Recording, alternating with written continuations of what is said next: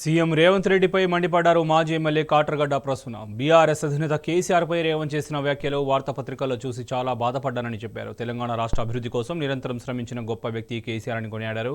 తన పార్టీ ఏదైనా కేసీఆర్పై రేవంత్ రెడ్డి వాడిన పదజాలం విని సిగ్గుతో తలవంచుకుంటున్నానని చెప్పారు. ఒక ముఖ్యమంత్రి ఇంత దిగజారి మాట్లాడడం దేనికి సంకేతమని దుయ్యబట్టారు. పథకాలతో అభివృద్ధిలో పోటీ పడాలి కానీ ఇలాంటి సిగ్గుమాలిన మాటలతో రాజకీయాలు చేయొద్దని సూచించారు. ఈరోజు వార్తాపత్రికను చూసిన టీవీ ఛానల్స్ అన్ని చూసినా కూడా ఒక సంఘటన చాలా బాధ కలిగించింది. తెలంగాణ రాష్ట్ర అభివృద్ధి కోసం నేను తెలుగుదేశం వ్యక్తిని, కానీ తెలంగాణ రాష్ట్ర అభివృద్ధి కోసం కేసీఆర్ గారు శ్రమించారు.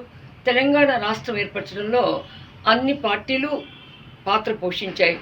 అలా కానీ కేసీఆర్ గారి సారథ్యాన్ని కేసీఆర్ గారు, కోదండరాం గారు వహించారు. జాతిపిత ఏమో నాకు తెలియదు, కానీ తెలంగాణ స్వాతంత్ర ఉద్యమ చరిత్రలో ఖచ్చితంగా కేసీఆర్ గారి పాత్ర మరువలేనిది.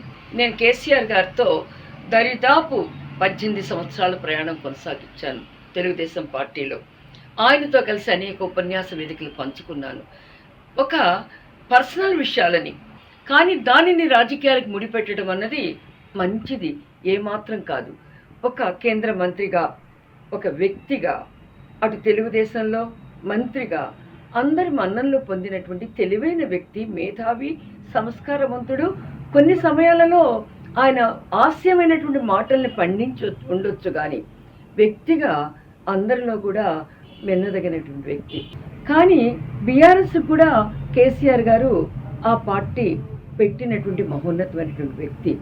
ఆయన్ని ఆ పదజాలంతో కించపరచడం అన్నది నాకు నచ్చల.